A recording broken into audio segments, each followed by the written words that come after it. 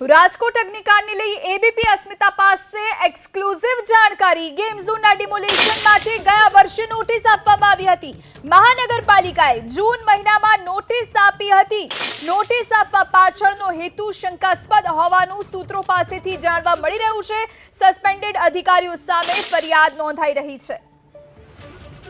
આ વિશે વધુ જાણકારી માટે સંવાદદાતા હિરેન રાજગુરુ આપણી સાથે લાઈવ જોડાયા છે। હિરેન, અગ્નિકાંડને લઈને જે એક્સક્લુઝિવ જાણકારી પ્રાપ્ત થઈ રહી છે, ગયા વર્ષે ડિમોલિશન માટે નોટિસ આપવામાં આવી હતી, શું વધુ જાણકારી?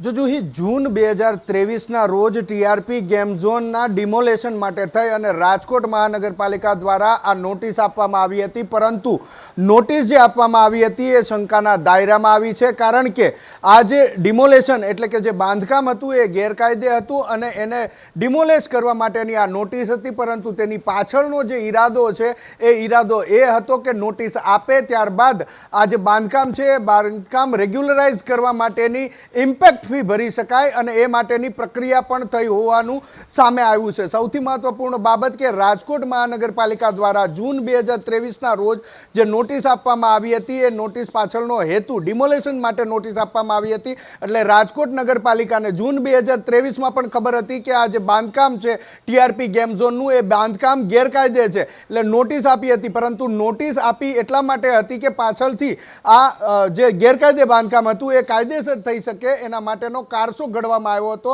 અને એ કારસો ટીપીઓ સોરઠિયા દ્વારા ઘડવામાં આવ્યો હોવાની માહિતી સામે આવી રહી છે। આ ઉપરાંત અન્ય એક માહિતી એ પણ છે કે જે 2 પીઆઈ સહિત 7 લોકોને સસ્પેન્ડ કરવામાં આવ્યા છે, તેમાં કેટલાક લોકો સામે ફરિયાદ નોંધવાની પ્રક્રિયા શરૂ થઈ ચૂકી છે અને કોર્પોરેશનના જે અધિકારીઓ છે તેમની સામે આ ફરિયાદ નોંધવાની પ્રક્રિયા શરૂ થઈ ચૂકી છે। થોડી વારની અંદર ફરિયાદ નોંધાઈ જશે અને એ અંગેની સત્તાવાર માહિતી પણ આવશે। આ ઉપરાંત એસીબી દ્વારા જે કાર્યવાહી કરવામાં આવી છે એની પણ થોડીવાર એટલે કે સાંજ સુધીમાં સત્તાવાર માહિતી આવે તે પ્રકારેની માહિતી પણ સામે આવી છે। થોડીવાર પહેલા જ એબીપી અસ્મિતાએ અહેવાલ પ્રસારિત કર્યો હતો કે એસીબી રાજકોટ અગ્નિકાંડની અંદર મોટી કાર્યવાહી કરવા જઈ રહ્યું છે અને આ અંગેની રાજ્ય સરકાર પાસે મંજૂરી માંગી છે, જે મંજૂરી મળી ચૂકી છે અને હવે તેની સત્તાવાર જાહેરાત પણ થવા જઈ રહી છે। પરંતુ સૌથી મોટા સમાચાર અત્યારે એ આવ્યા છે કે જૂન 2023માં રાજકોટ મહાનગરપાલિકાએ ટીઆરપી ઝોન કે જ્યાં અગ્નિકાંડ થયો, અગ્નિકાંડની અંદર